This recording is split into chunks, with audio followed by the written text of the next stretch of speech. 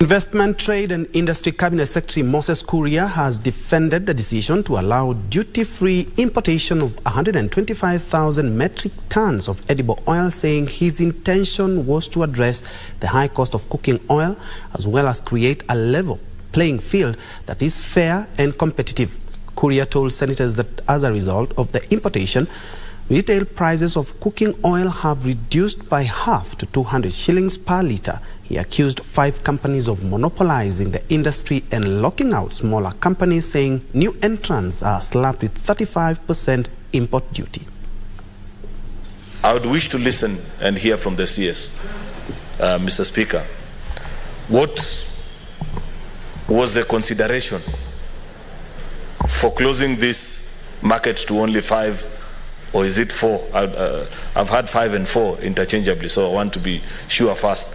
The minister said the records they have at the ministry, because they certified through KEBS, is that there are 4 companies. I want to know, is it 4, is it 5, is it 6?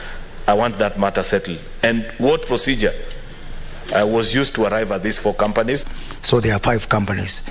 But, Mr. Speaker, a big element of what they do is actually importing refined product, do some very minimal value addition, create very, very few jobs, and then that becomes a ticket to lock out all the SMEs out there. So I want to agree with the Senator Cheriot that there are so many SMEs who would also want to play in that space, but they are not. It is not happening.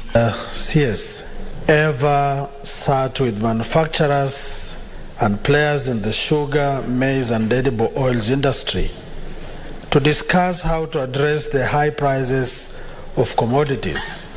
When and how many minutes? This step that we had to take to import edible oil was, we did it at zero option because our continued efforts to talk. I have met Kenya's Association of Manufacturers teams and sector leaders not less than 13 times.